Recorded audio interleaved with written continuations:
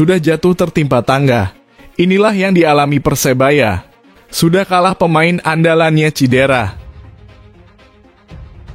Sangat-sangat miris. Kasihan Kandaimu.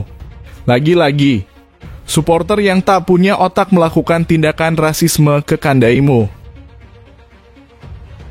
Bermain buruk, banyak melakukan kesalahan dan dibantai Bali United. Beginilah alasan pelatih Joseph Gombau.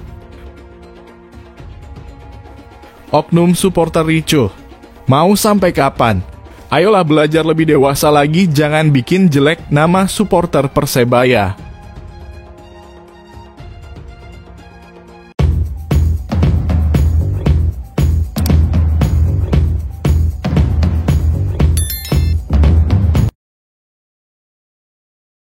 Sudah jatuh tertimpa tangga.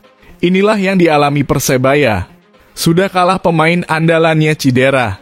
Kekalahan Persebaya Surabaya dari Bali United harus dibayar mahal lantaran satu pemainnya mengalami cedera.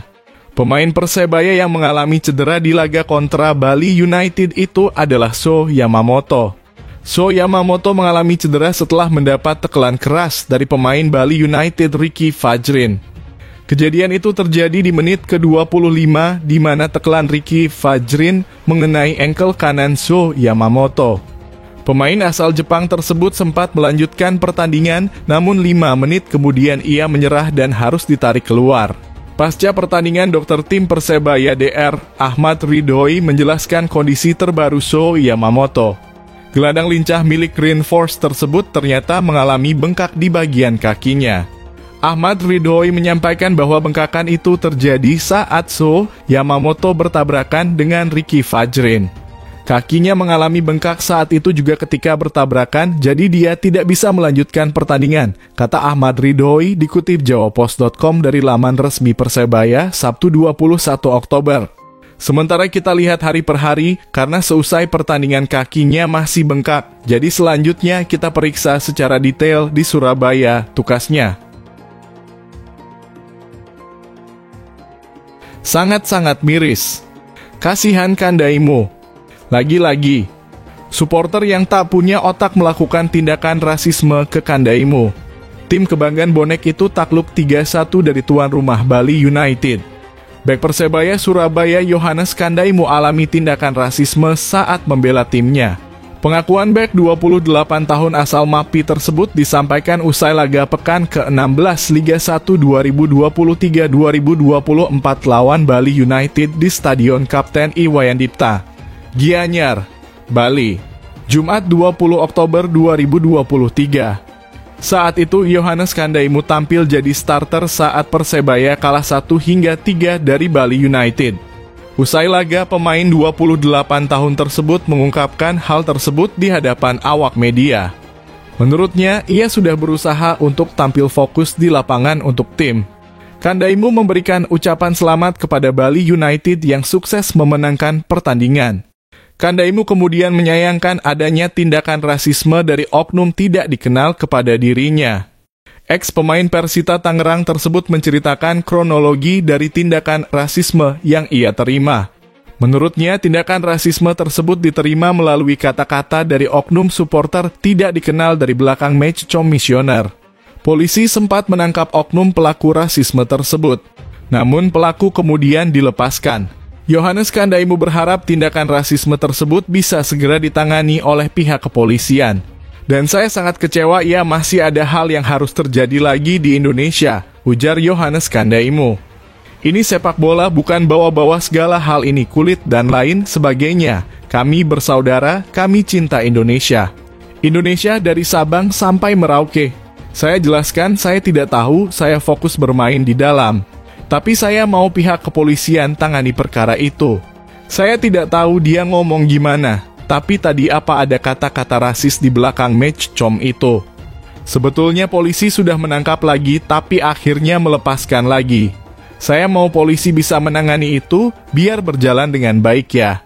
Kita bersaudara, Indonesia itu besar, tidak hanya Sabang sampai Merauke, bukan hanya di Jawa saja. Ya, jangan sampai terjadi lagi hal-hal seperti itu lagi ya. Say no to racism, supaya sepak bola kita ini lebih baik lagi, tutupnya.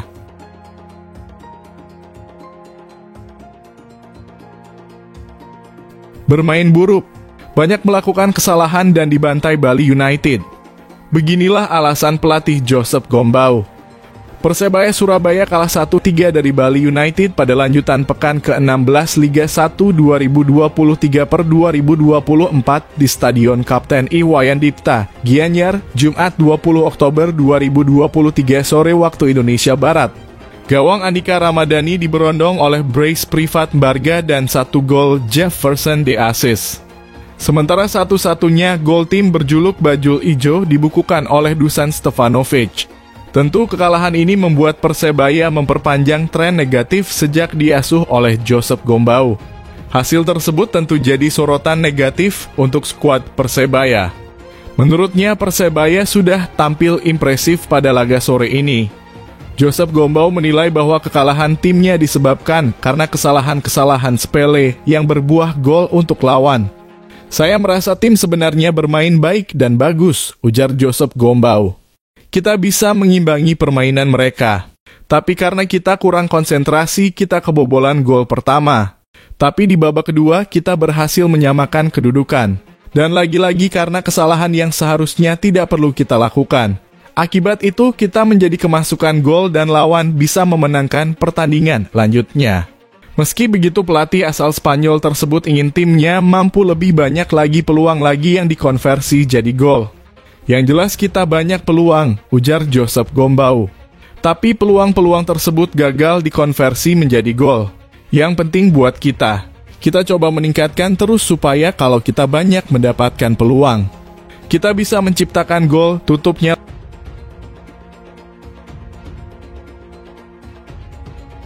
Oknum supporter ricuh. Mau sampai kapan? Ayolah belajar lebih dewasa lagi, jangan bikin jelek nama supporter Persebaya. Laga antara Bali United versus Persebaya Surabaya diwarnai kericuhan. Hal tersebut dipicu oleh oknum pembawa atribut bajul ijo. Bali United versus Persebaya tersaji di Kapten Iwayan Dipta, Gianyar, Bali, Jumat 20 Oktober 2023 dalam lanjutan Liga 1. Bali United menuntaskan laga dengan kemenangan 3-1. Pertandingan ini diwarnai kericuhan. Oknum penonton yang memakai atribut Persebaya merusak fasilitas demi bisa masuk ke tribune. Ada kerusakan di bagian pagar tribun selatan, ujar Anang Wahyudi, koordinator komunitas supporter Bali United yang dikutip dari Detik Bali Jumat malam. Anang menyebut oknum itu diduga kuat dalam keadaan mabuk. Mereka juga sempat melempari stewards atau pengawas pertandingan dan polisi dengan batu. Beruntung, tidak ada yang terluka dalam kejadian itu. Setelah terjadi keributan langsung diamankan tim polisi dan tim panpel yang terang-anang. Bonek sejatinya sudah dilarang masuk stadion sesuai aturan. Namun banyak dari mereka bisa masuk lantaran tidak menggunakan atribut. Mereka juga membeli tiket resmi.